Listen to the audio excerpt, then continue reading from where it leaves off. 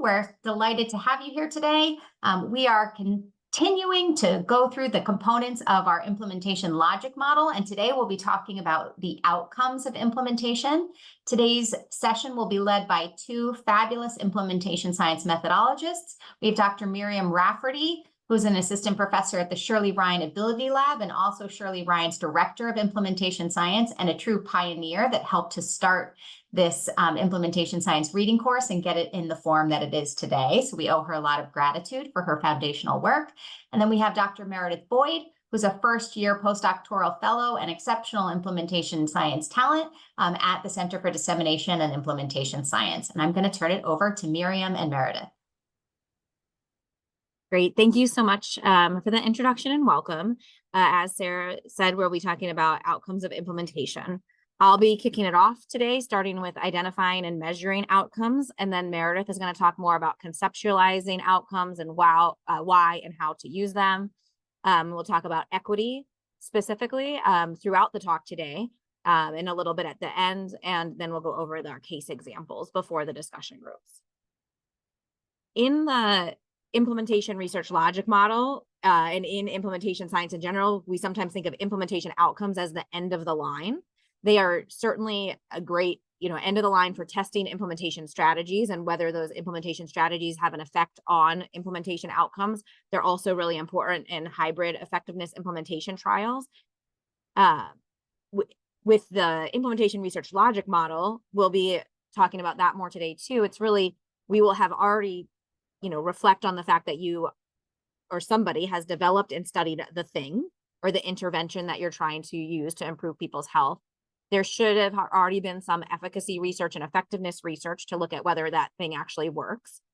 Implementation research itself is really examining how to help other people do the thing better, but how do you know if you're actually helping them do it better or not? That's really where implementation outcomes jump in into the picture. And then intermediate to there, we are making sure that we're thinking about the context in which you are implementing and the strategies that you're using to implement. The definition of an implementation outcome is the effects of deliberate and purposive actions, which I'll call implementation strategies, the effects of those actions to implement new treatments, practices, or services. Two key functions I've from the Proctor 2011 foundational article describing implementation outcomes. Two of these key functions are to evaluate the success of your implementation and really to think about a proximal outcome or a proximal indication of implementation processes or clinical effects. You will not have an effect to your clinical intervention if you have not implemented it with fidelity. If you don't reach people, you won't have a sustained effect if it has poor sustainability. So these are all things that you should be measuring before that final clinical outcome that will belong in that path. Some examples of these, if you want to think about success of implementation, if you're trying to reach more people in the community or a health system, you might have an implementation outcome hypothesis that your thing will reach 80% of eligible patients. And that from an implementation lingo or jargon perspective would be considered reach or sometimes penetration, depending on which framework you're using. Some examples of how we can envision implementation outcomes proximal to the clinical outcome or proximal to something else is that first you would look at whether an intervention is feasible. Then you need to know if the clinicians will adopt it. And so adoption is this proximal outcome measure. Then the clinicians who adopt it need to implement it well, and they need to sustain that effect. If you're looking proximal to clinical efficacy or effectiveness, you need to have efficacy in a controlled laboratory or controlled environment. Then you need to have implementation fidelity in a real world environment before you'll have clinical effectiveness. If we're thinking about implementation outcomes, one of the components of those could be a service outcome. So you need to be implementing something well or with fidelity. You then need to be doing it efficiently. I can implement a lot of things really well if I spend 2 hours doing it, but that is not an efficient service delivery method. So efficiency is important. Patient satisfaction or consumer satisfaction are important service quality outcomes that are also proximal to your long-term goal of quality care.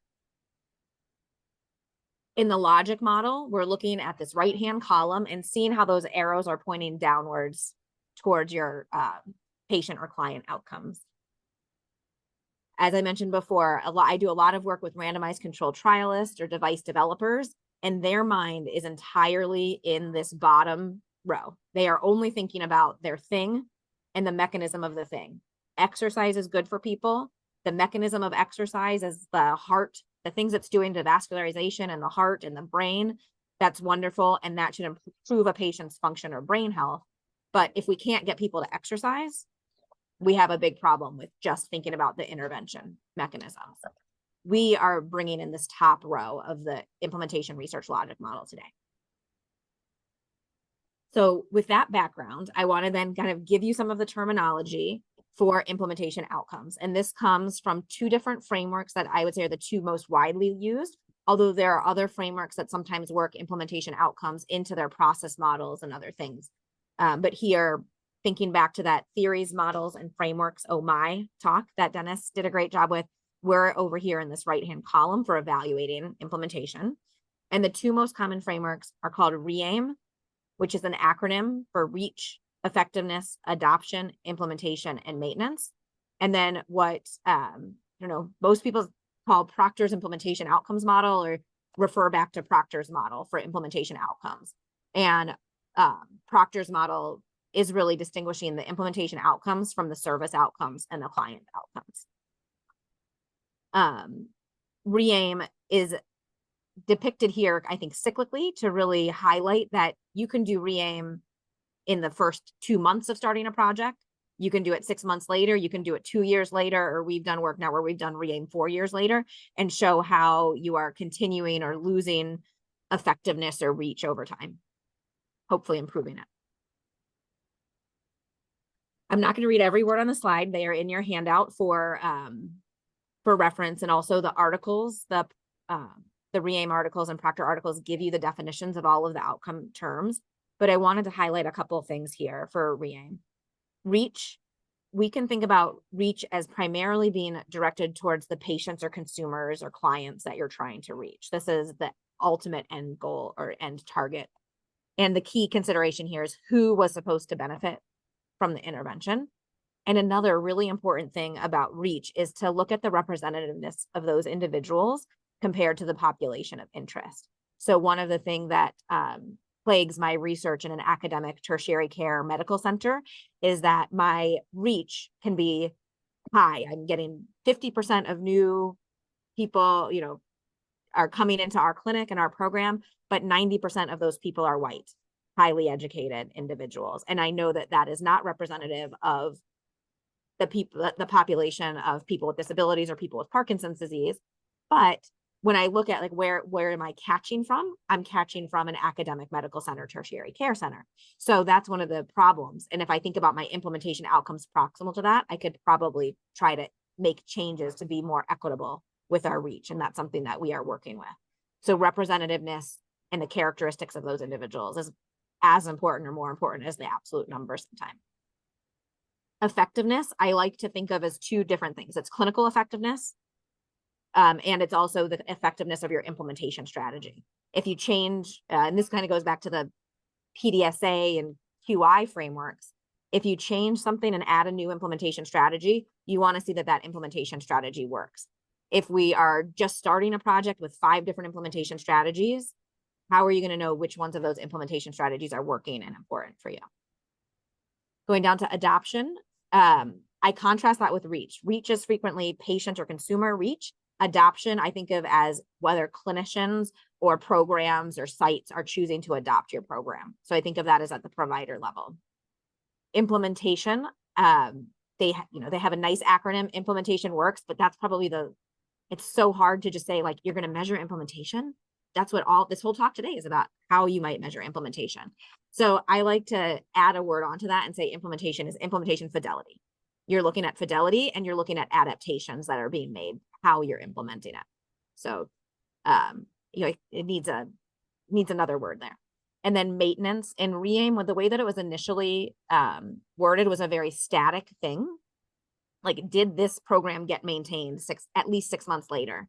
There's been a lot of work in sustainability that I'll talk about as today goes on to think about longer term maintenance or sustainment, the act of sustaining, versus sustainability, which is early in the program.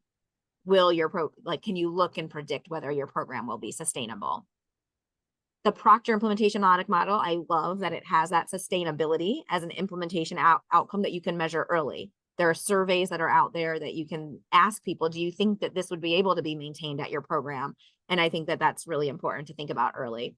They have penetration is another word that they use. This is essentially the same thing as reach. And again, you want to look at equity with penetration. You can also look at equity with adoption, and whether or not, one of our problems is that we have adoption in our main academic medical centers, but how do we figure out how to get adoption at FQHCs or community programs that would reach better, more representative samples? So Proctor's implementation model, very similar concepts, slightly different jargon, but all of the concepts are kind of here. Proctor also explicitly takes things from the IOM standards of care for safety, quality of care outcomes, which I think is a very nice addition to think about safety, efficiency, patient-centeredness, timeliness of care. And then all of these are leading into client outcomes. A really nice table coming from some of the original Proctor stuff and more recent Proctor stuff is really trying to break down from whom would you be measuring this outcome measure? When would you measure this outcome measure? And how would you measure this outcome measure? So for example, acceptability is actually one of the most commonly measured implementation outcomes. You can measure consumer level acceptability. Do patients want this intervention? Is there demand for it? As well as provider level acceptability. So this is two different implementation outcomes. You can measure it throughout your process. It's more important earlier. I mean, if you have an intervention, it might be an evidence-based practice, it might have great evidence, but if it's not acceptable to clients or providers, you're going to have a really hard time with it. So you're going to have to think about that early on, I think. And you can measure acceptability quantitatively. There's very nice surveys that have been developed and publicized recently on acceptability, appropriateness, and feasibility. And then you can also do this qualitatively by talking to people, doing interviews and focus groups. And you can look at administrative data too to see, how people are receptive of referrals and things like that. Two things that I want to highlight here that are a little bit different and less well talked about in REAIM are sustainability, like I mentioned earlier. You got to measure it early, and implementation cost and thinking about that, which I think is still very much not well understood in implementation science. A little bit more detail on how to measure out implementation outcomes. I really liked this article that Meredith actually shared with me from Lyon and Bruns that thinks about implementations outcomes as really, how are you understanding acceptability? Is that something you can count? Not really. Even if you have a survey on it, it's really a perception of acceptability. And perceptions can be very different from one person to another, from one patient population to another, from one setting to another. And so I think thinking about acceptability as a perception, it differs. You want to understand perceptions from different populations in particular, to think about equity. If different populations have different levels of acceptability to a certain intervention or implementation strategy. And then there's also kind of in contrast to these perceptions, there's actual behavioral things that you can count. So you can count how many clinicians are referring to your program. You can count how many clinicians are delivering the intervention in your EMR records if it's clinical. You can count how many sites are trained in a particular program in the community. Implementation, you can for reach and penetration, that's another easy one. Sometimes you can count the number of patients that come into the clinic. Fidelity can be a lot harder to measure. We do frequently use electronic medical record audits to do fidelity, but our documentation systems are normally not detailed enough to do this really well, especially with complex interventions in mental health care or physical medicine and rehabilitation. For some things that, cancer control and prevention, did a person get screened? Yes or no is reach. And did they get screened with the appropriate measure? Might be fidelity, or you might be able to get a CPT code or something for that. But a lot of times we're also doing behavioral observations and counts for fidelity. and that can be quite intensive, but are really important to make sure that you're doing something well. It's important to think about outcomes at different stages of research. And I really like this table from the new Proctor article. It was one of the optional readings for today, but I think this is a call to action for implementation researchers. And I want to distinguish that of the 400 articles that they found that used implementation outcomes, 2/3 of them were observational studies. To me, these are less generalizable. And this is probably meaning that's implementation practice. It's people in one setting using implementation methodology to do implementation, but not maybe using implementation research, which is trying to compare implementation outcomes with like a randomized control trial. Let's compare this implementation strategy to that implementation strategy to see which one increases reach the most. That would be an implementation research question versus using implementation methodology to put implementation into practice. So thought that was really interesting. And you can see some big gaps here. Most people are measuring implementation outcomes during the implementation phase. This is a process model called EPIS, where exploration and preparation are really pre-implementation. And you can say pre-implementation, people are starting to look at acceptability, appropriateness, and feasibility, but really only like 20% of the time. We have surveys for this. I think it'd be really important to start documenting this a little bit earlier and to understand how we could change it if people are thinking of acceptability as well. Maybe acceptability is always perfect, and that's why they're not reporting that they're testing it. Sustainability is frequently measured in the sustainment phase. That's important. But as I said before, we really need to think about it a little bit earlier. Only 20% of these articles were in the preparation phase. And another one, penetration and reach. I want to highlight this one again, bringing it back to equity. You need to look at reach early and you need to look at it often. So keep looking at it as you're sustaining your program to make sure that you're doing whatever you can to enhance equitable research. I have one last kind of thought here about service outcomes. And this is really a shout out. We have a lot of people here that do quality improvement work. And I would even say implementation practice is a little bit closer to that level of quality improvement work. And that I like the Proctor model has safety as one of the outcomes, timeliness of care as one of the outcomes, and equity there as well as a key service outcome. And I will pass it off to Meredith now. Thank you. And we will just briefly switch screens here. So I'm running it. All right. So thank you so much for setting me up for this. It almost feels like why you would want to think about outcomes early is quite obvious from Miriam's presentation, but let's just take it home so we feel even more excited about measuring our outcomes. So knowing where to go is the first step to getting there. So I would think that as people who live in Chicago, you wouldn't get on the L without a destination in mind. And so it's really important similarly to be thinking about our outcomes early and often as we engage in implementation. So if we think about an ideal situation where you have an evidence-based intervention that is highly effective, we can still get lost on the way to actually realizing the public benefit. So if we consider a very lofty situation where our program is at 50% adoption, 50% fidelity, 50% reach, and 50% sustainment. If we add that over or multiply it across all of these different steps, we're actually only still having a 6% population benefit. And so when we think about our outcomes early and when we think about them along these steps to impacting client outcomes, we can really see the places where we need to direct our attention, research, and strategies to ultimately have a public health benefit.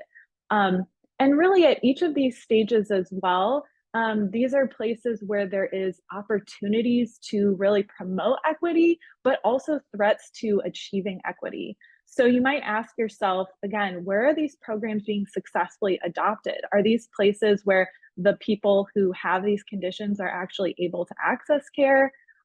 Is the intervention being provided with fidelity for all people, or are some people getting a less effective or weaker dose? Who is the program reaching? Is it the people who actually have these conditions? So again, we want to think about at each stage as an opportunity to really promote equity. So another reason to think about outcomes early is it really helps shift your focus to thinking about the system level. We've seen this slide before. I really like the visual here that, when we are doing effectiveness research, we're really focused on the impact on clinical outcomes, and the service system is really in the background. But when we think about the implementation outcomes, it really pulls the system into the foreground. And this is, again, particularly important when we think about equity. The isms, racism, sexism, things like that are really perpetuated at the system level. And so really putting that in the forefront and interrogating what is happening at the system levels helps us to really find places where we need to do a better job promoting equity. Another reason to think about outcomes early is it helps you not get stuck in the pre-implementation formative research. So there's really lots of wonderful and important work really understanding and characterizing the context that we want to implement, really getting a sense of the barriers and facilitators. But going from that to actually now making a change can be really challenging. And when we forefront our outcomes, it really pushes us to move from characterizing to actually testing our implementation strategies and seeing their impact on our implementation outcomes. So it helps us kind of move along from the great foundation that we've established characterizing determinants. So another reason is having your implementation outcomes in mind helps you really determine an appropriate study design. So for example, if staff adoption of the intervention, so perhaps proportion of the staff who deliver the intervention is your outcome of interest, a small pilot with 2 therapists who are like very enthusiastic about the intervention already is in no way going to speak to adoption. So you would either need to consider looking at a different outcome if that's the study context that's really available to you. Perhaps you could consider looking at fidelity, or you really need to be thinking about a different way to conduct your study if adoption is really the thing that you care about.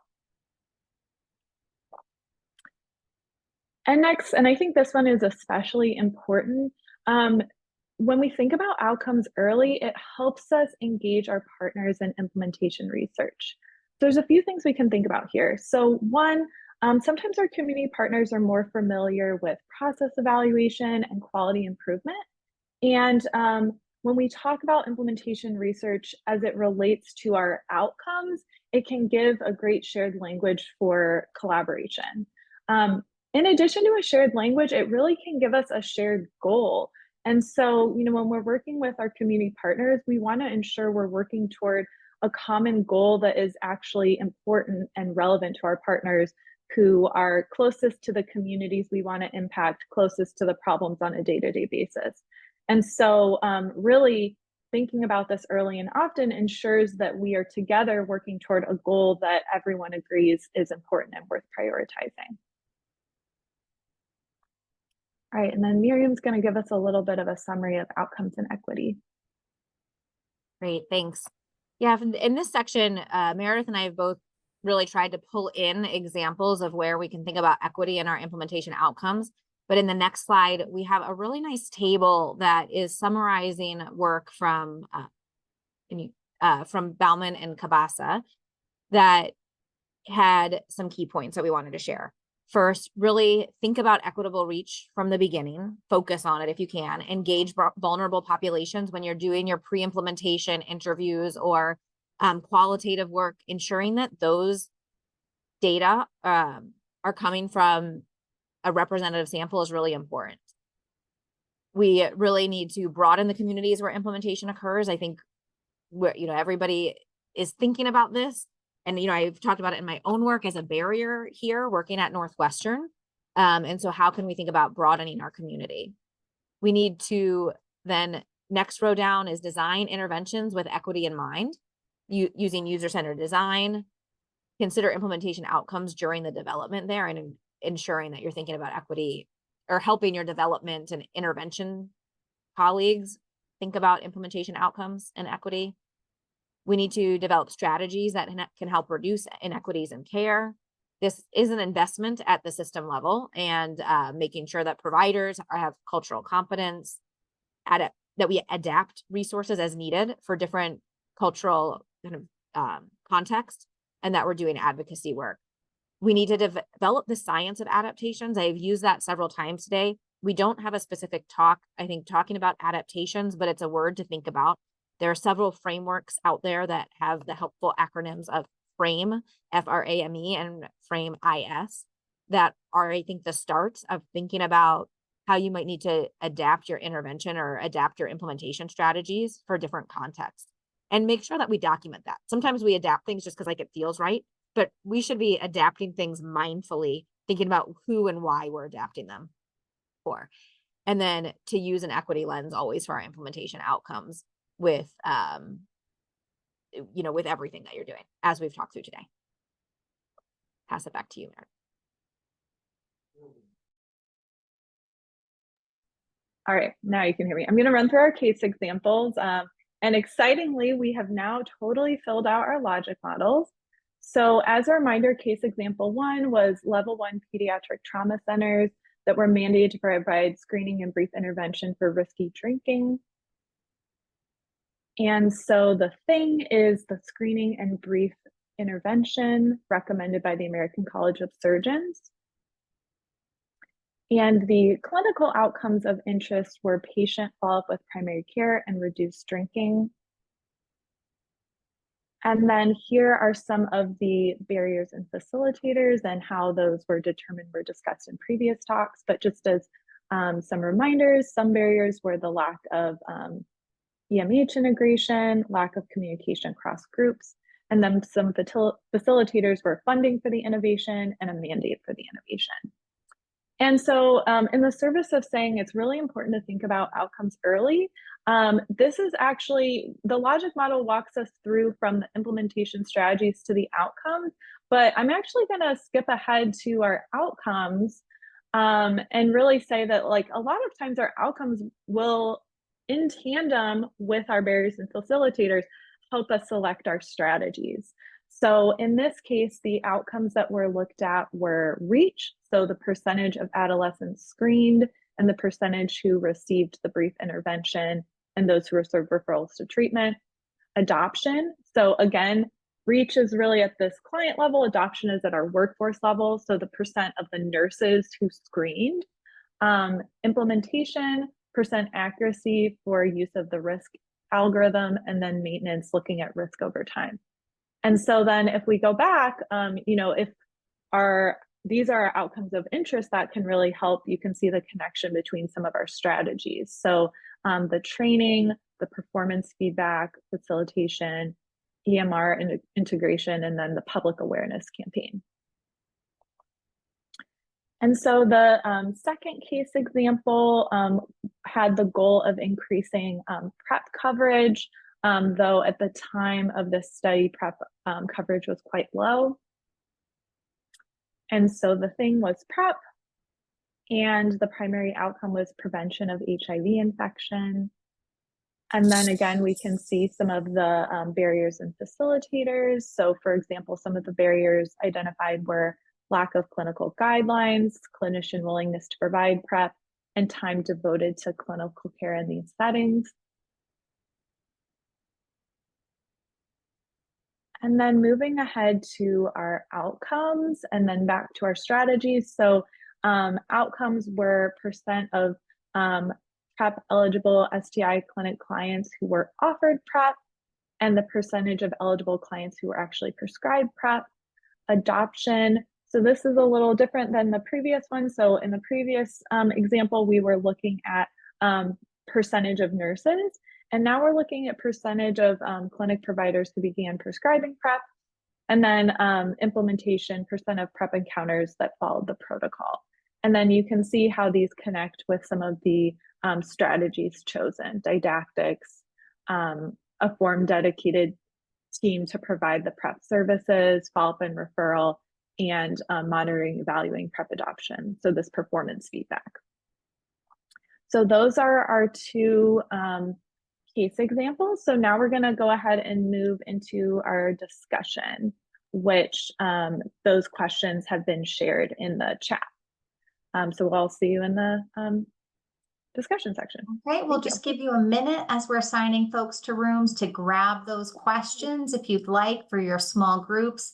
These are example questions. You do not have to use them exactly as is, but these are there for you if you'd like to have some questions that were thought up by our fabulous presenters. Thank you again to Miriam and Meredith. That was exceptionally clear and a really great overview of outcomes with really strong infusion of equity considerations throughout. So thank you so much. And I think we'll be assigned to our groups momentarily.